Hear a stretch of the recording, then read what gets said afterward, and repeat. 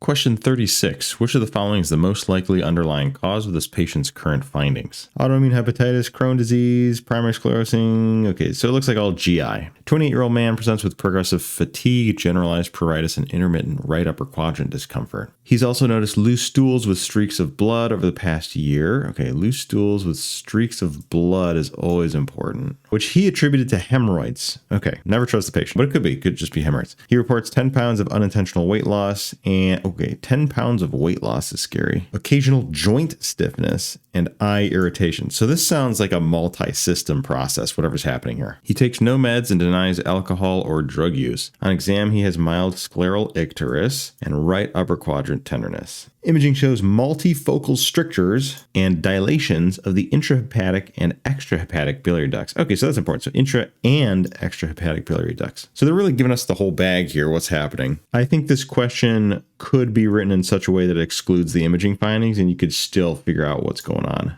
AST and ALT are a little elevated. ALK-Phos is definitely elevated. So all this together tells us there's probably something affecting the biliary tree. Total bilirubin is up a little bit, and I think albumin is fine. So let's just work our way through this. Autoimmune hepatitis tends to be in females. Not always the case, of course, but a little lower on our list just because of that alone. And autoimmune hepatitis wouldn't explain the strictures, intra and extrahepatic biliary ducts. So I'm just going to go ahead and cross that off now. Crohn's disease. Okay, so Crohn's, 28-year-old man, so he fits the demographic for it. Blood-streaked stool. Well, loose stools for sure. Blood-streaked stools a little less so, but it can happen. You can have Crohn's with hemorrhagic stool. It's just not as common as ulcerative colitis. 10-pound weight loss, though, could fit the bill. Multi-system, joint stiffness, eye irritation, absolutely. Irritable bowel disease is associated with HLA-B27. HLA-B27 is associated with IBD, so it makes sense to have these sorts of multi-system processes. Think HLA-B27 is like ankylosing spondylitis, uveitis. It's all over the place. This is definitely a good flashcard to grab. I see lots of questions associating HLA-B27 with IBD, and I know that's a non-king. Would Crohn's disease explain the intra and extrahepatic biliary dilations and strictures? Not sure. Let's come back to it because it does fit a lot of the other symptoms,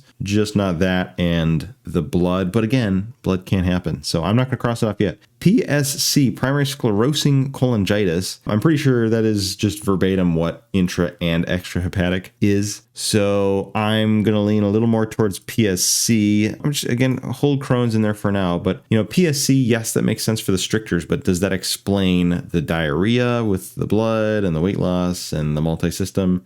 Not sure. Let's come back to it. Colorectal cancer, not going to explain the strictures. Choledocholithiasis is just an obstruction of the biliary tree, not necessarily multifocal strictures and then dilations and intra and extrahepatic. And it's not going to explain the diarrhea either. And then there were two. So PSC versus Crohn's. If you got down to this point, honestly, that's pretty good. You're now between a 50-50 shot of getting it right. And honestly, being a good test taker is being a good guesser. If you have absolutely no idea and you're down to 2 or 3, just pick something and move on. Save the time so you can get other questions right. Now, if we're going to try to use logic to get through this, take what you know, everything you know about Crohn's and PSC, and try to apply it to the situation. Crohn's is related to gallbladder. However, it tends to cause transmural inflammation. So in other words, if this is your intestine right here, and we were to draw out the wall on either side, transmural inflammation just means that it cuts all the way through,